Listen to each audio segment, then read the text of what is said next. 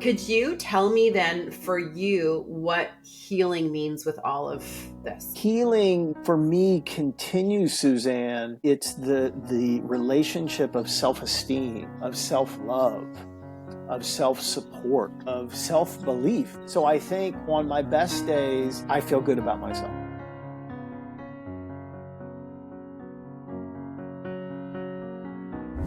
Good morning, David Woods Bartley from California. Good morning, good morning, good morning, Suzanne. Very excited to be here, and all good thoughts and feelings and prayers and love to Canada. Thank you. Well, Canada's a bit concerned right now over tariffs that might be imposed at 25%. Ooh, wow. Okay, Oh yeah, I could appreciate that. we won't get into politics. So, David, it is nice you are in the same time zone, and I am so appreciative that you are willing to talk to me.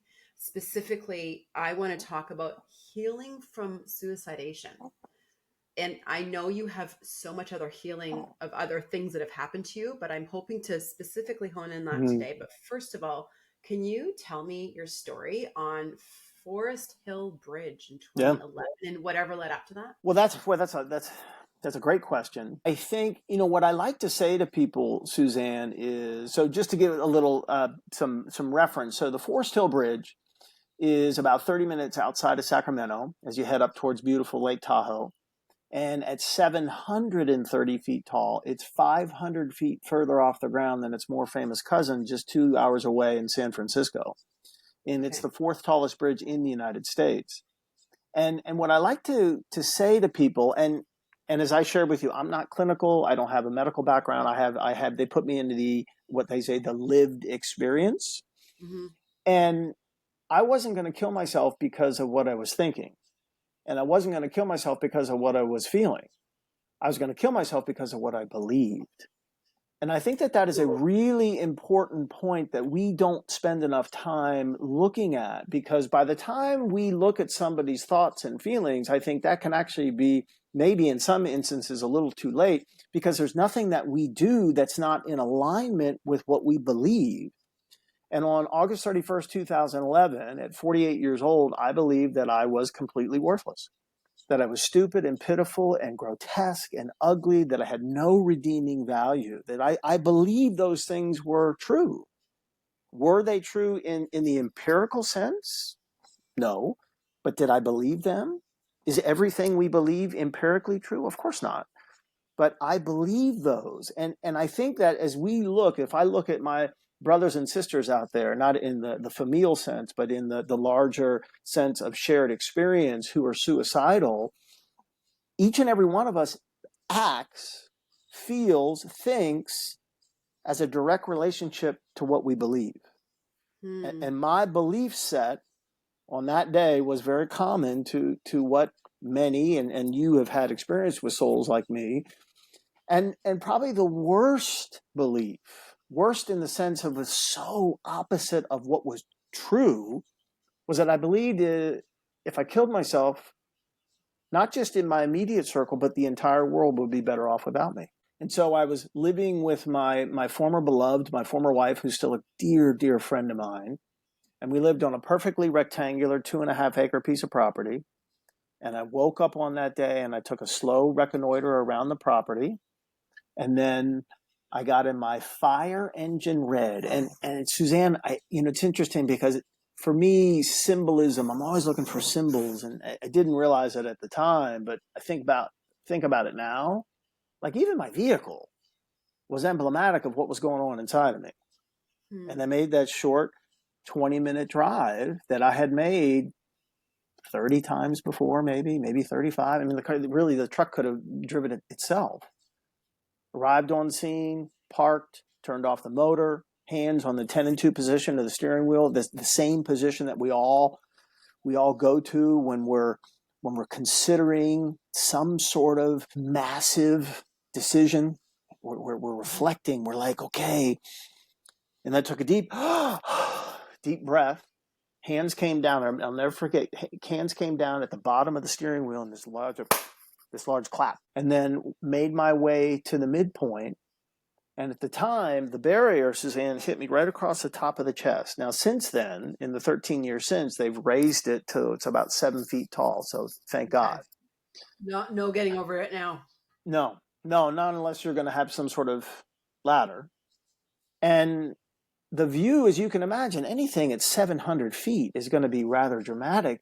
And I remember in thinking, and now having told the story more than 900 times, I remember I didn't look out. I looked down. And I looked down to the North Fork of the American River that was 730 feet below, running perpendicular to the bridge. And by the way, it takes a body 7.5 seconds to fall 730 feet. I'd already done the math. I was ready. No. And I was in this position, and I don't know how long I was there, but it was long enough, thank God, for somebody to have been driving by to look and think, oh no, there's a soul in crisis. Pick up the phone, call 911, and a sheriff's deputy from the great Placer County, where I still live, approached me from the left-hand side, and as I like to say, I make a distinction. This soul made no contact with me at all. He created connection. Right. And connection, as you and I talked before the recording, before you hit record, creates this thing called hope.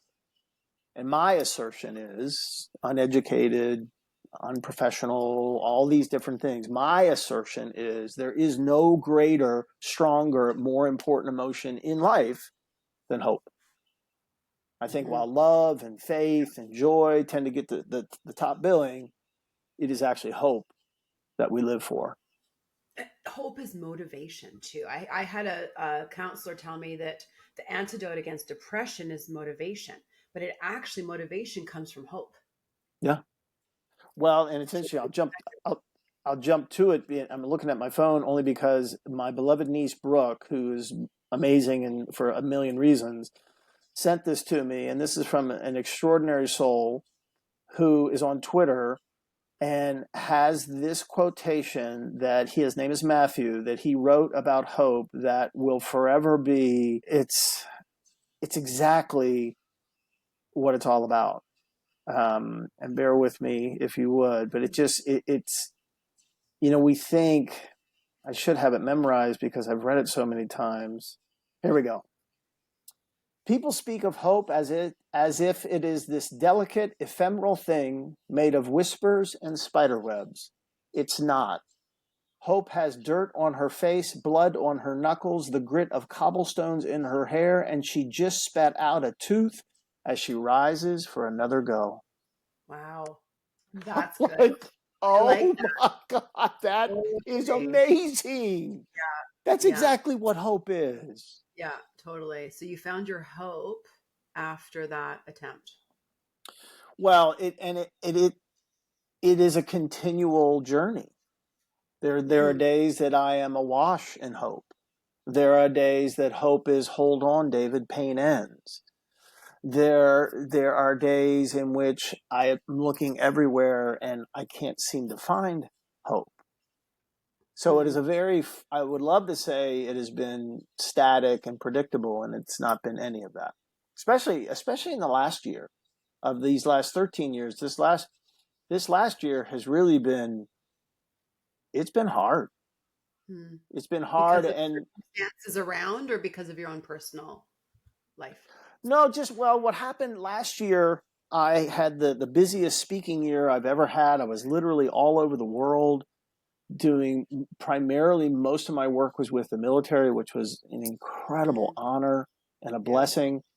And at the end of last year, Suzanne, I fell into the worst depression of my life and was suicidal. It was just awful. And I don't even have a memory. I don't remember this. It's my family having told me. And what we have, well, so my family, then I was in this state of what they call treatment resistant depression and actively suicidal, but I was still taking my meds and, doing the things that you as a counselor would have me do, but I was still suffering. And so they got me, thankfully, to ECT, or electroconvulsive therapy. So most people know it, even though it's not the best way to say it, shock therapy, but that's the easiest way to describe it. And what I can tell you, Suzanne, is it's changed my life. I've had 37 sessions, which is far more than most people have. And my last session was literally 1 week ago. At like this literal moment, a week ago, I was having an ECT session. And now I'm on maintenance. Whereas in the beginning, I was doing 3 times a week and then twice a week and then once a week. It's been incredible. So it's almost that we could wrap up right now, So because I'll you've pause. already identified, no. Like, you've identified hope and ECT for healing. Let's shift now deeper, because there's so much more I know to flesh out about this, of healing itself. Because Yes. the reason I asked you is you talk about your suicide attempts, but you also talk about your childhood sexual abuse. And the reason I want to like flesh out only for suicidation, because I think, and you tell me, that is it different healing from sexual abuse, or different processes, or a depth of that from a suicide attempt? Or do you think that those are all lumped together and we could talk about them simultaneously? I think actually the latter. I mean, and not to suggest that it couldn't be separate, but in my base speech, which I call From Mental Healthness to Mental Wellness, a journey of understanding, surrender, and acceptance, I answer 4 questions. First question is, what happened? Dear God. And the second question is, what does it feel like? Third question is, how do you become well? Like, what do you do? And then the fourth question is, what in the hell can we do in regards to this thing called suicide? And so for the answer to the first question, Suzanne, what I tell people is 2 things happened in answer to the question of what happened to cause me to want to kill myself on repeat occasions. The first question was, I was born. So my grandfather on my father's side had killed himself when my beloved father was just 5. My father, in turn, suffered horrifically from depression until his premature death at 42 from lung cancer, but he suffered terribly from depression. But my beloved 3 brothers, John, Jim, and Tom, and I'm the baby, they have no hint of depression or anything at all. Wow. And so, like, what happened to me? And it is the thing that you are an expert at. It is that thing called trauma. And mine was twofold. I lost my father at 7. And when I was 12, I was brutally and sadistically sodomized and raped on repeat occasions by a Boy Scout leader, after each time being told, hey, don't forget, we don't talk about these things. Right. The And so, damage on oh, it's Maya Angelou says, there's no greater agony than bearing the weight of an untold story. Good. Yeah. And it is, Yeah. it's so yeah, that will kill you. Yeah. Yeah. I do not consider myself at all an expert on trauma as a teacher, but I worked with so much trauma. And I know that research has spoken about like the sexual abuse, and we also know neurologically, the younger it happens, the more detrimental the lifelong effects are. The more detrimental the lifelong effects of that trauma. Like what's done to a 6-month-old baby compared to a 6-year-old boy could be the same thing, but the effects on that 6-month-old baby are beyond devastating with the neural pathways that form in neurological development. What has really struck me with the kids that I worked with on that psych unit is that devastating effects of sexual abuse. But I also have experienced kids that have had suicidation, that they're actually reconciling that there was a point in their lives where they wanted to take it. And just to have to heal from that to now move forward, that I want to live. And this is why, like what you said with the hope. So what is healing for you? Like when I asked you to talk about healing, what does that mean to you? I think it really goes back, and this whole focus on belief is a relatively new part of my talks, within the last year, in which, that my talks continue to evolve, thankfully. I never want to be stale. And so I mention that because I have long suffered and struggled with my sense of self, my self-esteem, the way Sure. I'm doing better at body dysmorphia, thanks to my current beloved. Not that my previous did anything wrong. So I think it is really, it's such a great question. I've never been asked it before. The healing is just interesting. It's multifold, multi-layered, I guess I should say, in that or not both, but there's one that I have a right to live. Like I'm worthy to breathe air and devour resources and whatever the verbs are. And that I make a positive at the end of the day, in the words of my dear friend Carrie, the net is I've made a positive contribution to the world, however that is, and that could be in a lot of. And I have certain things that I do on a regular basis that are mutually beneficial, and it all goes back to what you and I are talking about in the creation of connection. I believe it really is the greatest testimony, evidence of healing is me being okay with me. Healing for me continues, Suzanne. It's the relationship of self-esteem, of self-love, of self-support, of self-belief, belief in the sense that, okay, you know what, I declare I can do this, and I believe I can do this, whatever that might be. So I think on my best days, I feel good about myself. And on my most challenging days, which still happen, not to the point anymore of suicidal, thanks to ECT, I would give credit to. On my most challenging days, you can trace the source of the difficulty to my relationship with myself. Right. You know what? I love that concept. And you'd mentioned this earlier. If you are worthy of this life with, your self-confidence and self-esteem, you are worthy to be here. You are worthy to fight for. That's something that happened with my students on that psych unit was they're developing understanding. And I like you talking about that belief of I am worthy to fight for. I'm worthy to ask for help. I'm worthy to advocate for. I am worthy to stick around because I am of value, not just to myself, but to everybody else around me. Yeah, and it's taken me, a lot of years, 6 decades really, to understand now at 61 years old to realize what the impact of my death would be. That I realized no, it would be felt very significantly. Are there things you have had to reconcile in terms of you actively tried to remove yourself from this world, like thinking mindsets or just going through that process that you did and reconciling that now, and how so? It's definitely been a cumulative thing, really. And I point more and more of late to ECT because I think what ECT has done is change things at a fundamental level. Because ECT has a very high effective rate. It also works very quick, and it's very misunderstood. So while I'm talking, Dr. Marasa is putting electrodes around my head, and you can do it on one side of your brain or both sides. I do both sides. At the same time, Dr. Simon, who's the anesthesiologist, who could be a stand-up comedian, is again, he's doing the IV because all of my sessions have also had ketamine that he will give to me prior to putting me to sleep.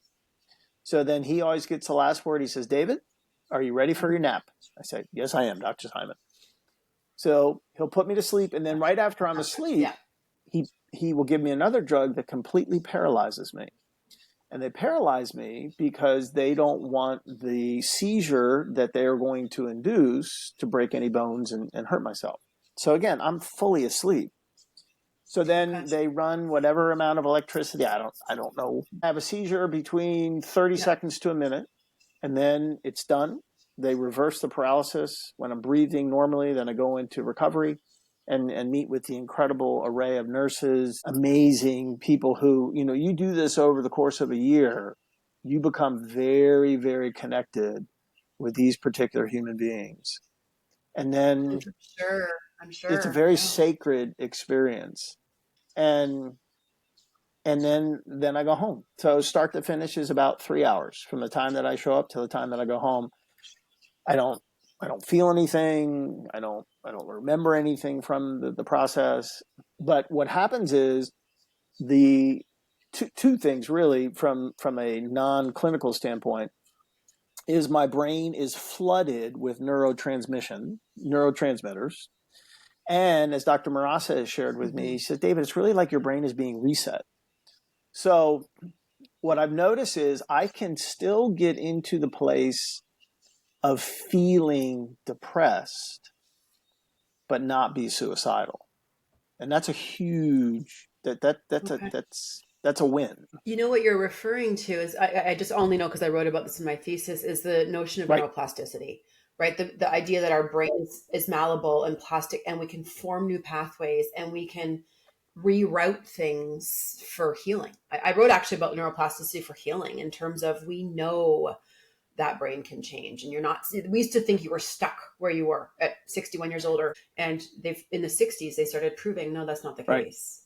So that's, you're exactly harnessing the power, I think, of neuroplasticity with the ECT. It is. And and again, so many people are afraid of it. I mean, I laugh because when I travel about and I give a talk, people are far more, I mean, you look out and you look at an audience's reactions and I'm a storyteller. So everything's a story. So there's no PowerPoint, Right. there's no data, there's no, not that data's bad, but I'm not smart enough to be referencing data. I can tell a story. So, I've done this enough where I can look out and see people's, reaction when I talk about the fact that I was raped when I was 12 or the fact that I was going to kill myself when I was 48. But Right. when the real stark, oh my God expression comes up is when about halfway, it's the halfway point when I talk about ECT. And people are like, what? It is hilarious to Right. me. And people will come up and one of two things happens. More times than not, people will say, and this could be mental health practitioners will say, I've heard about ECT, but I've never met anybody that's done it. And I've never met anybody that's done Oh, it really? 37 times. Or people who say, wow, you know what? I've heard about it and my doctor talked about it and I was been afraid. Maybe I should give it a try. And So do you have coverage for it? Because this doesn't sound like a cheap endeavor. And the reality is so many people no, don't afford it. no, in fact, my insurance covers it. So I do. So you're lucky. Let's say you have no money or no coverage for ECT. Because the reality is, I mean, we have some great things out there. And here we do have, say, psychological services counseling and coverage for that on our plans.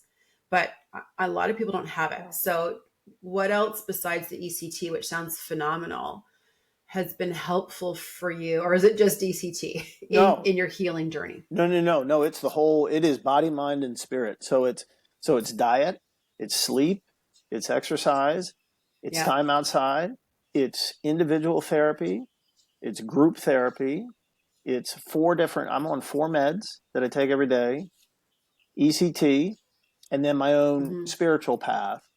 But I always say, Suzanne, if I was in a situation in which I had no access to meds or counseling, what I would do, and it's hard to do when you need it. It's most hardest, whatever the word is, to do when you need it, is to be that person that is out making connection everywhere he goes. My left hip is trashed. It's been going on for a while. It's now starting to impact my mental health. I've noticed. So I mentioned that to say that I really didn't feel like going to the gym today. And I had, because I'm very regular and I've been going to this gym for a while. And I had 4 different connection interactions with 4 different guys that I know. And the change in my demeanor was nothing short of extraordinary. But see, it's rooted, though, in the understanding, at least from my perspective, in what Brene Brown talks about.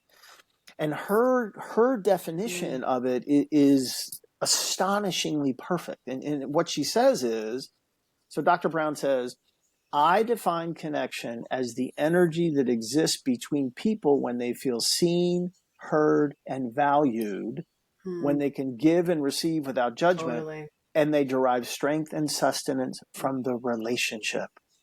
Somebody's like, Absolutely. what else is Yeah, there? that's it. That's it.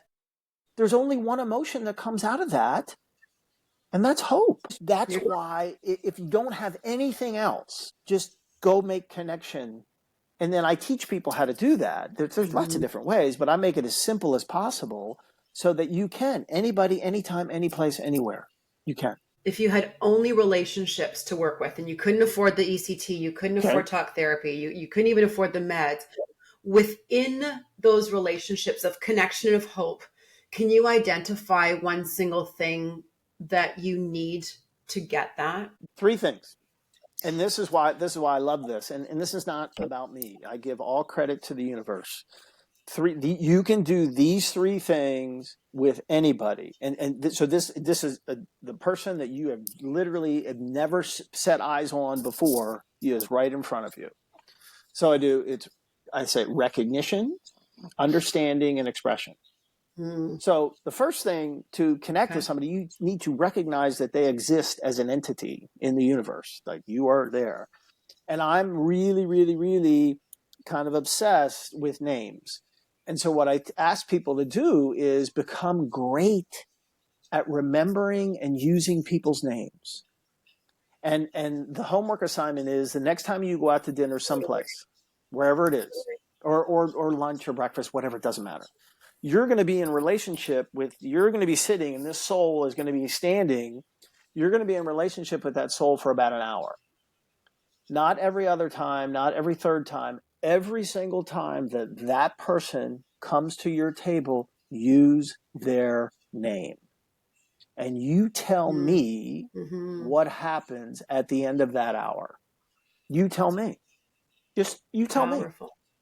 Yeah. It's that. So if it makes that kind of difference in 60 minutes with a server at a restaurant, imagine what it's like at the person who you see when you go to the gym every day, or at your dry cleaner, or whatever it is. It doesn't matter. And then what you do is it just becomes important to you, because we all know what it's like to have our name remembered. Then you remember their children's names. Then you remember their dogs' names. Then you remember these small little tidbits. Remember, seen, heard, valued. So that's recognition. Understanding is leveraging curiosity to create understanding, because the opposite of fear is not calm. That's wrong. The opposite of fear is understanding, because the more we understand, the less we fear. That's right. Okay. But you're never going to arrive at understanding. You, please, my God. Okay. So here's something that came out with my research that was fascinating to me. You know what's so linked with understanding is non-judgment. As soon as there's any iota of judgment in that dialogue, there's no understanding, and everybody shuts down if they have any iota of judgment. And all of my research showed these kids talking about being understood. I was not judged. Over and over and over and over again. That was a common denominator. I love that. They did not judge me. That opens up understanding. Well, and I think, and what I would say is, we're never going to arrive at understanding if we use a why question. Ooh, yes. Yep. We'll arrive at understanding if we use a what question. Because why is about justification. I don't want to justify myself. But when Suzanne asked me a what question, you've invited me to share. Well, of course I want to share. So I've never heard that, David. That makes so powerful to not judging then, that we're not asking the why. Right. Exactly. You can't judge. You won't judge with a what question. You'll judge with a why question.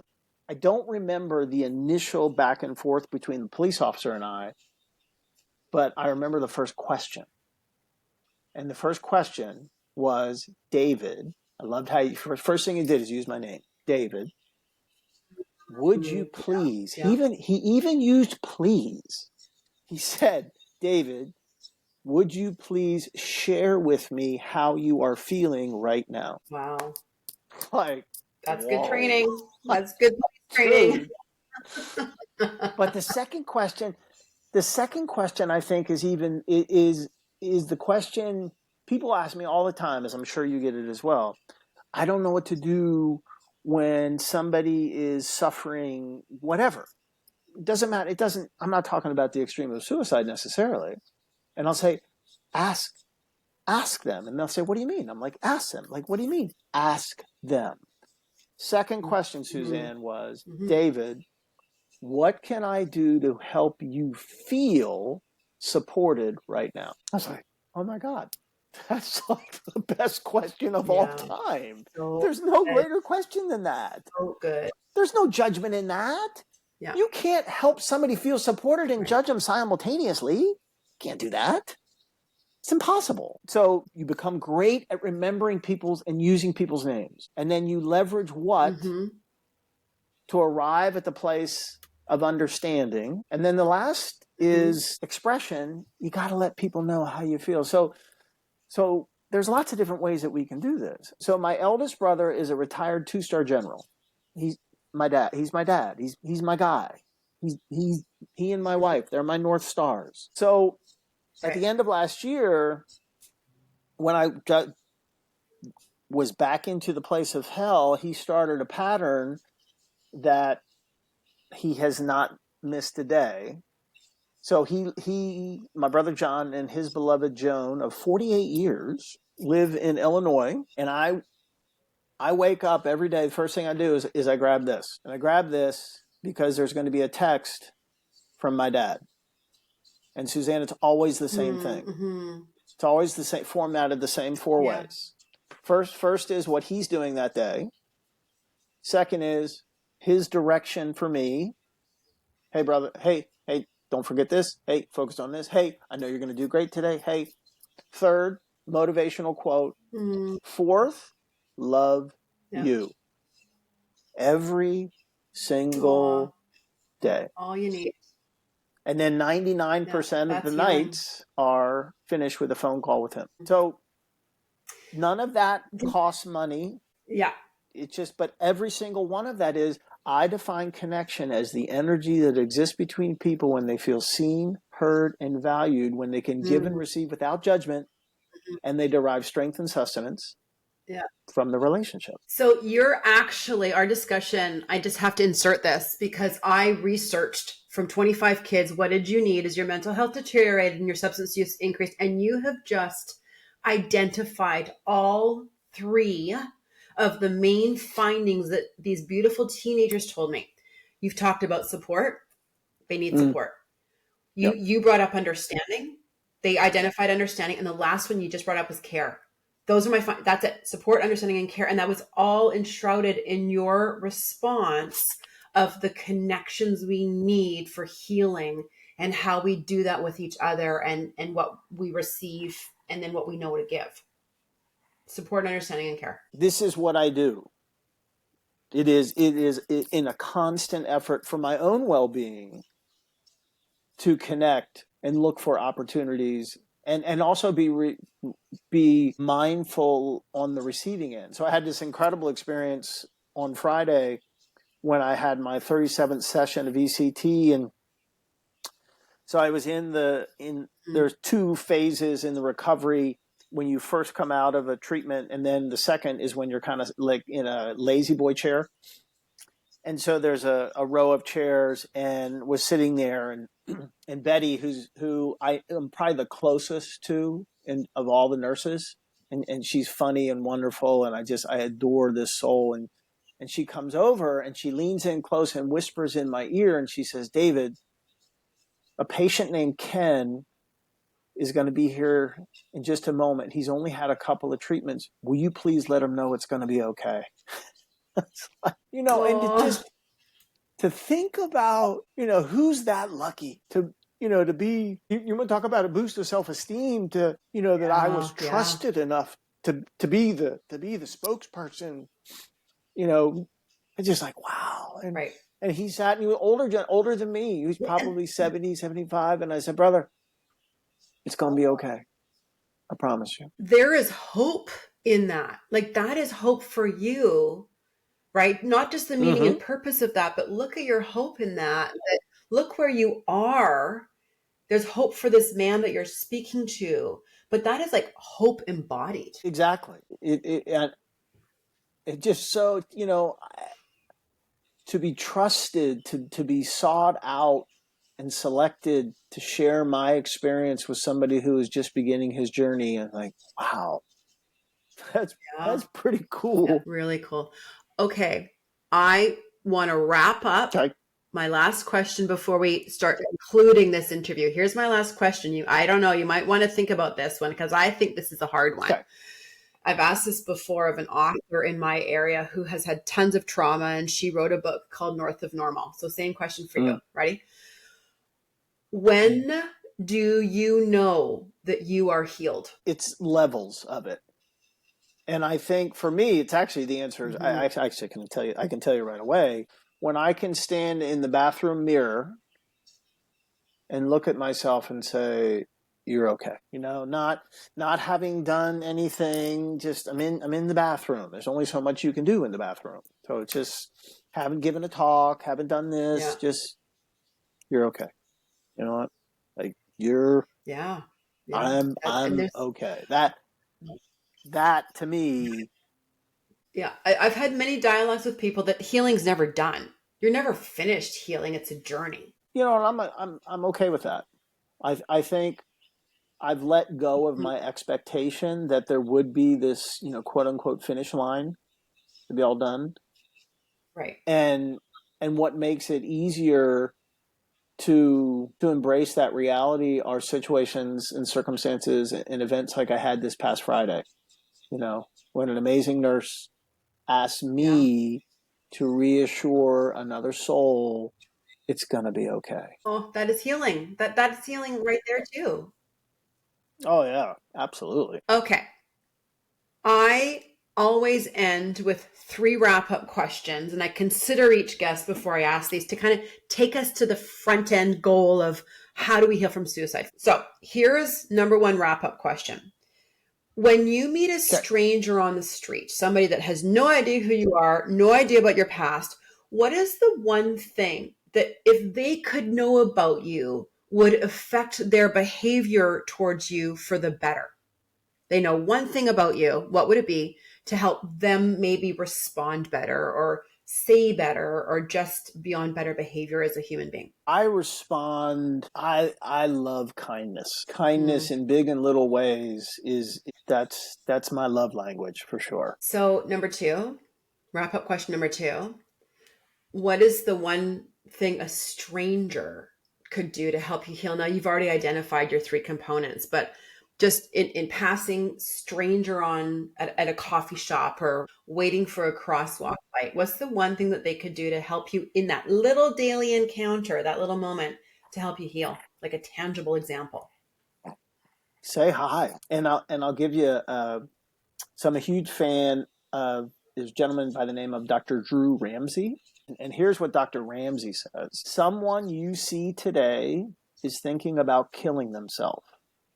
Your smile, your question, your love could save them. Trust me, they told me it did. Yeah. Wow. So just say hi to me. Well, and you know what I love? Like I branded my research. It's daily encounters in exactly that. Those little moments in our lives, whether it's with my child, with my student, with my parent, with my beloved, with my friend, with a stranger. Those little moments of that connection and meaning, even with a short hello on the sidewalk. I think that is such a beautiful notion of us as humans connecting. Just the hello. Yeah, it's just and if you think about Dr. Ramsey sitting with patients like me, and we've come in and Dr. Ramsey said, "How's it been?" And we say, "Gosh, it's been really tough." And like, "How have you made it?" And like, "Yeah, you know what? Somebody just out of the blue, I was getting ready to cross a crosswalk, and a guy came up standing next to me, and he said, 'Hey, man, how you doing?' I'm like, whoa." It makes us consider being kinder in an I think increasingly unkind world. just to, like you said, the kindness. I think you can never get too much, and it's just yeah. No. I am Yeah, very drawn to kindness. I'm with you. Okay, here's my last question, and we are wrapping this up. What would you tell your younger self at the very start as a young boy of your healing journey? Mm. Now that you are 61, looking at that 12-year-old boy, or your dad died, you said at 7, right? Like the 7-year-old boy. Yeah, I'd say to be kind to myself and Mm, to realize it doesn't have to be perfect, and that you are far more worthy than you might possibly ever believe. But keep trying. that's it right there. Yeah. Yeah. David Woods Bartley, I love your work on connection. I love that you agreed to sit down with little old me as I embark upon this as a newbie. So thank you so much for the dialogue about all of this healing. And I just applaud you for what you've risen up from. It all really shocked me listening to your story. Well, and Suzanne, thank you, and thank you for inviting me. And as I like to tell people, I'm a product of the people in my life. I'm surrounded by Mm. extraordinary human beings, from the right next to me in bed to many vibrations and circles outward. And so the least I can do is to try to support extraordinary souls like you in making a difference in the world, and especially working with the young ones. I think that's incredible. Thanks for listening. And now you can take action. Share this episode with somebody who needs healing in their life, and really to know that they are worthy, and of worthy living this life that can be so abundant. Click like on the link below. You can subscribe to this channel for more. And I will see you next time. And leave me some comments of any episodes you'd like to see in the future. And I will see you next time.